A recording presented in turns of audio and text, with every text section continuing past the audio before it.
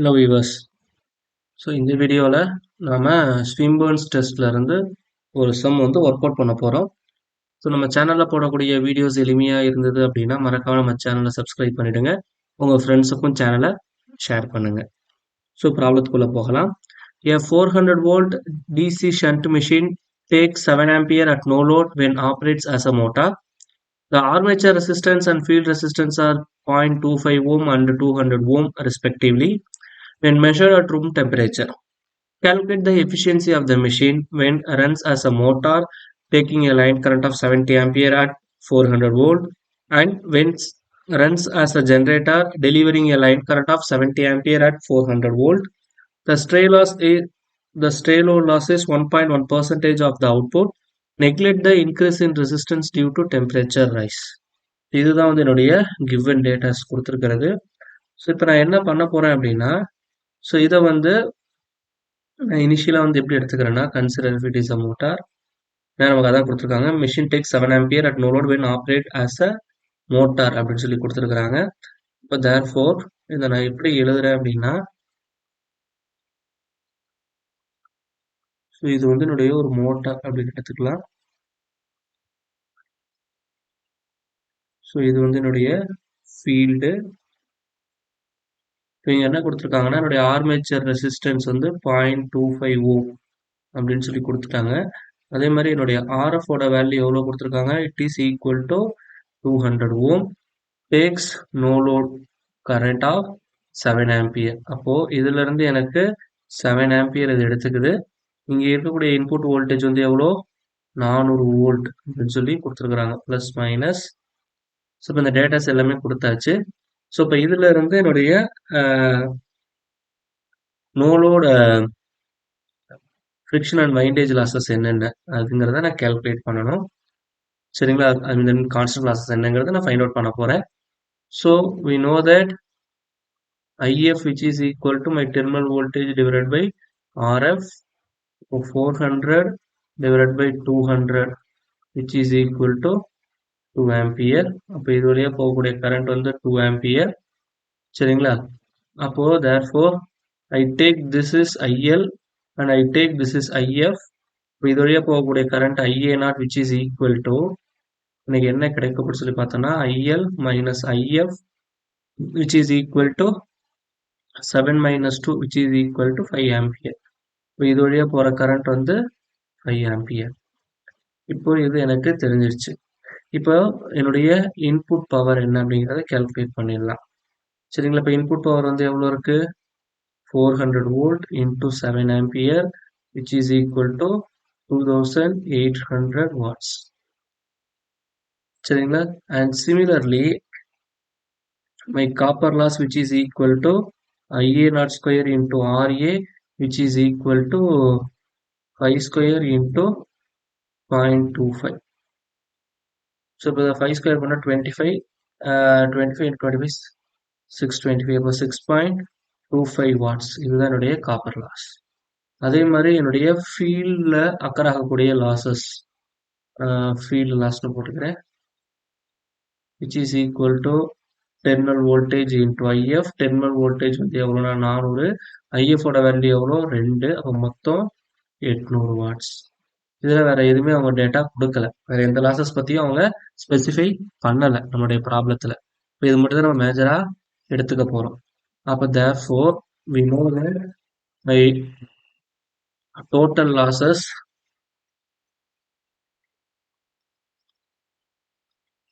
is equal to, இன்னைக்கு என்ன இருக்கும் அப்படின்னு சொல்லி பார்த்தோம்னா, my copper losses plus field losses plus the no load friction and windage losses எல்லாமே எடுத்துக்கிறோம்.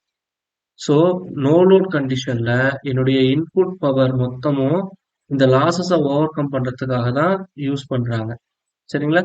அப்போ therefore I take this is equation number 1 and I take this is equation number 2. ஏன்னா at no load condition my input power is equal to the total power required by the corresponding machine, அந்த லாசஸை over come பண்ணுறதுக்கு. இப்போ therefore W0 which is equal to P in minus my copper loss minus field loss.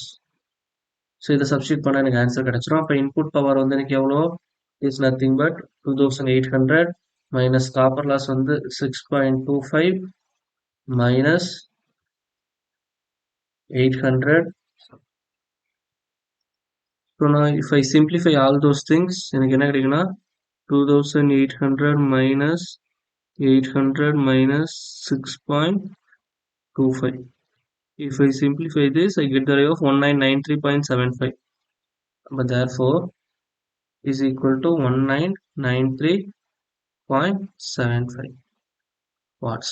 இப்போ இதுதான் வந்து the no load friction and அந்த windage losses, rotational losses எல்லாமே கம்பைன்டாக வர்றது. சரிங்களா? ஸோ W நாட் என்ன அப்படிங்கிறத நம்ம கால்குலேட் பண்ணிட்டோம். சரிங்களா? ஸோ இப்போ எனக்கு என்ன அடுத்தது கொடுத்துருக்குறாங்க அப்படின்னா இதுதனுடைய ஃபர்ஸ்ட் ஸ்டேட்மெண்ட். ஸோ இப்போ இந்த ஸ்டேட்மெண்ட் வச்சு தான் நம்ம ஃபர்தராக எல்லாமே ப்ரொசீட் பண்ண போகிறோம். ஸோ இந்த ஸ்டேட்மெண்ட் படி பார்த்தோம் அப்படின்னா ஸோ இப்போ நம்ம ஆல்ரெடி என்ன கண்டுபிடிச்சிருக்கிறோம், my W naught which is equal to 1993.75 watts. அதே மாதிரி என்னுடைய அந்த ஃபீல்டு லாஸ் வந்து எனக்கு மாறாது. ஃபீல்டில் அக்கர் ஆகக்கூடிய லாசஸ் வந்து which is nothing but VT into IF which is equal to 400 into 2 which is equal to 800 watts. இது எனக்கு மாறாது. இப்போ இது மோட்டரை ஆக்ட் ஆகிறதுனால இதை நான் எப்படி போட்டுக்கிறேன்னா என்னோட டயக்ராமை இந்த மாதிரி நான் ரெப்ரசன்ட் பண்ணிக்கிறேன்.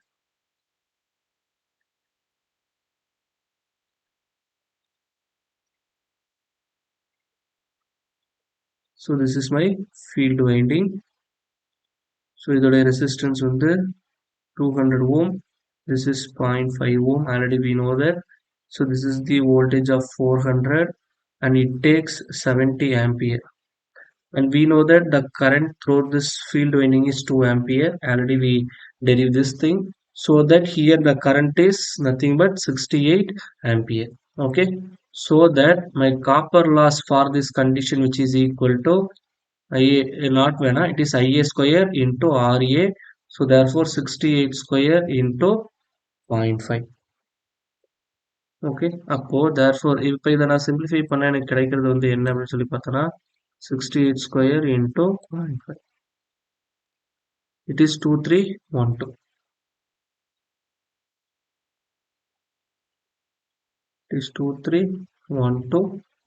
So this is the copper loss which will occur in the corresponding machine. And similarly field loss already நமக்கு தெரிஞ்சிருச்சு, no load losses தெரிஞ்சிருச்சு. சரிங்களா? ஸோ இதில் வேறு எதுவுமே அவங்க கொடுக்கல. அப்போ therefore my input power which is equal to my terminal voltage into my line current. Here the terminal voltage வந்து எவ்வளோனா 400, லைன் கரண்ட் வந்து எவ்வளோ அப்படின்னு சொல்லி பார்த்தோன்னா 70. இப்போ 7 4 28, அப்போ மொத்தம் 28,000 வாட்ஸ் வந்து என்னுடைய இன்புட் பவராக இருக்கு. I made one mistake. Actually என்ன அப்படின்னு சொல்லி பார்த்தோன்னா இங்கே வந்து RA வந்து இட் இஸ் 0.25. நான் என்ன பண்ணிட்டேன்னா 0.5ன்னு போட்டுட்டேன். So I take it is 0.25. So அப்படின்னா என்ன அர்த்தம்னா இங்கே வந்திருக்கிற ஆன்சரை வந்து 2ஆல் டிவைட் பண்ணணும். So it is replaced is 0.25. So that எனக்கு கிடைக்கக்கூடிய ஆன்சர் வந்து என்ன அப்படின்னு சொல்லி பார்த்தோம் அப்படின்னா 1156 watts. So this is the corresponding value. Okay, so therefore the efficiency formula which is equal to output power divided by input power into 100. சரிங்களா? So first of all I want to find out the value of output power. Output power which is equal to எனக்கு என்ன கிடைக்கும், input பவர்ல இருந்து லாசஸை நான் கழிச்சிட்டா எனக்கு output power கிடைக்கும். Input power வந்து எவ்வளோனா 28,000 வாட்ஸ் மைனஸ் என்னென்ன லாசஸ் இருக்குன்னு பார்த்தோன்னா ஃபர்ஸ்ட் என்னுடைய ஃபிக்ஸ்டு லாஸ் எவ்வளோ இருக்கு 1993.75 watts. It is no load friction and windage losses and rotational losses எல்லாமே அதில் வரும். ஸோ நெக்ஸ்ட் என்னுடைய ஃபீல்டு லாசஸ் வந்து எவ்வளோ இருக்கு 800 மைனஸ் என்னுடைய காப்பர் லாஸ் வந்து எவ்வளோ இருக்கு அப்படின்னு சொல்லி பார்த்தோன்னா 1156 வாட்ஸ் இருக்கு. அப்போ இதை சிம்பிளிஃபை பண்ணால் எனக்கு கிடைக்கக்கூடிய வேல்யூ வந்து என்னவா இருக்குன்னு சொல்லி பார்த்தோன்னா 8000 minus 1993.75 minus 800 minus 1156. இப்போ இதை நான் சிம்பிளிஃபை பண்ண எனக்கு கிடைக்கிறது 24050 24050.25 watts கிடைக்குது. அப்போ இதுதான் என்னுடைய அவுட்புட் பவர். இப்போ எனக்கு கொஸ்டின்ல வேற என்ன டேட்டா கொடுத்துருக்காங்க அப்படின்னு சொல்லி பார்த்தோம்னா the stray load loss is 1.1% of output அப்படின்னு சொல்லி கொடுத்துட்டாங்க. இப்போ நம்ம இங்க அவுட்புட் கண்டுபிடிச்சிருக்கோம்ல, அப்போ இதுல இருந்து தான் நான் ஸ்ட்ரே லாஸ் கண்டுபிடிக்கணும். இப்போ என்னுடைய stray loss which is equal to 1.1% of my output power. So which is equal to 1.1 divided by 100 into my output power. So therefore if I simplify this, எனக்கு என்ன கிடைக்கும்னு சொல்லி பார்த்தோம்னா answer into 1.1 divided by 100 which is equal to 264.55275 watts. So this is my stray loss. Now you add this stray loss to this corresponding values. So therefore my total output power பக்கத்துல டோட்டல்னு போட்டுக்கிறேன். So which is equal to already I calculate the output power. அதுல இருந்து இந்த stray losses நான் என்ன பண்ண போறேன், கழிச்சுக்க போறேன். அப்போ கழிச்சுட்டா எனக்கு என்ன கிடைக்கும் அப்படின்னு சொல்லி பார்த்தோம்னா, so this is the value I got. So 24050.25 minus answer 23785.69 or 70 போட்டுக்கிறேன். 23785.70 approximately. Okay, so therefore the efficiency which is equal to my total output power value வந்து 23785.70 divided by my input power is equal to 28,000. Okay, so 28,000 into 100. Now I simplify this, I get the value of 84.94%. So it is 84.94%. இதுதான் வந்து என்னுடைய DC machine வந்து மோட்டாரை act ஆகக்குள்ள அதோடைய corresponding efficiency. So அடுத்தது என்ன கொடுத்துருக்காங்கன்னா, என்னுடைய டிசி மிஷின் வந்து ஜென்ரேட்டர் ஆக்ட் ஆச்சுன்னா அப்போ அதோடைய எஃபிஷியன்சி என்ன வரும். ஸோ இதை வந்து நான் ரெண்டா ஸ்ப்ளிட் பண்ணிக்கிறேன். ஓகே, இப்போ ஜென்ரேட்டர் அப்படிங்கக்குள்ள இந்த டயக்ராமுடைய அந்த பொசிஷன் மட்டும் எனக்கு மாறும், வேற ஒன்றும் இல்லை. ஸோ இப்போ இது வந்து பவரை டெலிவர் பண்ணுது, அதான் மீனிங், வேற ஒன்றும் இல்லை. It is very simple. So இங்கே இதோடைய ரெசிஸ்டன்ஸ் ஆர்ஏயோட வேல்யூ வந்து 0.25 ஓம். அதே மாதிரி இது வந்து என்னது எனக்கு 200 ஓம். ஓகே, ஸோ இது வந்து என்னுடைய டெர்மினல் வோல்டேஜ் 400. அதே மாதிரி இதோடைய லைன் கரண்ட் வந்து எவ்வளோ கொடுத்துருக்காங்க, 70 ஆம்பியர். ஸோ இது வந்து எனக்கு 2 ஆம்பியர்னு தெரியும். இப்போ இந்த பாயிண்ட்ல வரக்கூடிய கரண்ட் வந்து இது ரெண்டுத்துடைய அடிஷனாக இருக்கும், which is equal to 72 ampere. சரிங்களா? So again we know that my rotational losses W naught value வந்து 1993.75 1993.75 வாட்ஸ். சரிங்களா? அதே மாதிரி என்னுடைய ஃபீல்டு லாஸ் இதோடைய வேல்யூ வந்து எவ்வளோன்னு சொல்லி பார்த்தோம்னா which is equal to 800 watts. இப்போ அடுத்து என்ன கண்டுபிடிக்கணும், என்னுடைய காப்பர் லாஸ் கால்குலேட் பண்ணணும். காப்பர் லாஸ் அப்படிங்கிறது வந்து it is nothing but IA square into RA. இங்கே ஐயோட வேல்யூ வந்து எவ்வளோ, 72. அப்போ 72 ஸ்கொயர் இன்டூ 0.25 இதோட வேல்யூ நான் கால்குலேட் பண்ணணும். அப்போ 72 ஸ்கொயர் இன்டூ 0.25 சப்ஸ்டிட் பண்ணால் 1296 கிடைக்குது. அப்போ அதோட காப்பர் லாஸ் 1296 வாட்ஸ். இப்போ இந்த டேட்டா கிடைச்சிருச்சுங்களா? இப்போ வேற என்ன லாசஸ் இருக்குன்னு சொல்லி பார்த்தோம்னா வேற எந்த லாசஸும் இல்லை. அப்போ தேர்ஃபோர் என்னுடைய அவுட்புட் பவர் என்ன அப்படிங்கிறத கால்குலேட் பண்றோம். இங்க இந்த மெஷின் வந்து இந்த பவரை ஜென்ரேட் பண்ணுது, வெளியே கொடுக்குது. அப்போ தேர்ஃபோர் என்ன கிடைக்கும், விடி இன்டூ ஐஎல் அப்படின்னு கிடைக்கும், which is equal to 400 into 70 which is equal to 28,000 watts. இதுதான் வந்து என்னுடைய corresponding output power.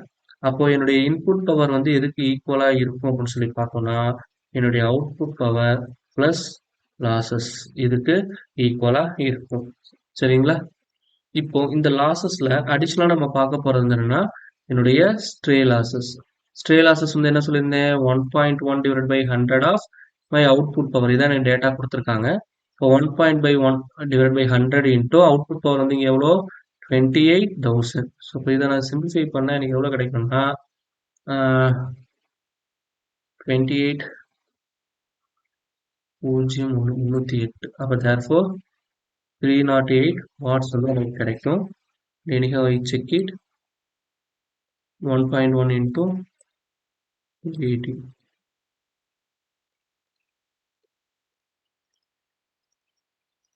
It is 308 watts. அப்போ என்னுடைய overall input Pin which is equal to output power plus stray losses சரிங்களா plus copper losses plus W0 வேற என்ன இருக்கு என்னுடைய அந்த ஃபீல்டு லாசஸ் நான் PFன்னு போட்டுக்கிறேன். சரிங்களா அப்போ therefore அவுட்புட் பவர் எவ்வளோ 28,000 ஸ்ட்ரே லாசஸ் வந்து 308 காப்பர் லாஸ் வந்து எவ்வளோ இருக்குன்னு சொல்லி பார்த்தோன்னா 1296 ப்ளஸ் W0 வேல்யூ வந்து எனக்கு 1993.75 ப்ளஸ் ஃபீல்டு லாசஸ் வந்து எவ்வளோன்னு பார்த்தோம்னா 800. இப்போ இதை ஆட் பண்ண என்னுடைய டோட்டல் இன்புட் பவர் வந்து என்னன்னு கிடைச்சிரும். ஸோ இப்போ இதை ஆட் பண்ண எனக்கு என்ன கிடைக்கும்னு சொல்லி பார்த்தோம்னா 28,000 plus 308 plus 1296 plus 1993.75 plus 800. If I add all those things, எனக்கு கிடைக்கிறது 32397. 32397.75 watts கிடைக்குது. So therefore my percentage efficiency which is equal to output power divided by input power which is equal to 28,000 into 397.75 into 100. Okay, now if I do this 28,000 divided by answer into 100 which is equal to 86.425. 86.425%. So this is the final answer for this problem. I hope this problem has a very clear-cut idea to solve the Swinburne's test based problems. Okay, so இந்த video ரொம்ப எளிமையாக இருந்ததுன்னா மறக்காம நம்ம சேனலை subscribe பண்ணிடுங்க. உங்கள் ஃப்ரெண்ட்ஸுக்கும் சேனலை ஷேர் பண்ணுங்க. தேங்க்யூ.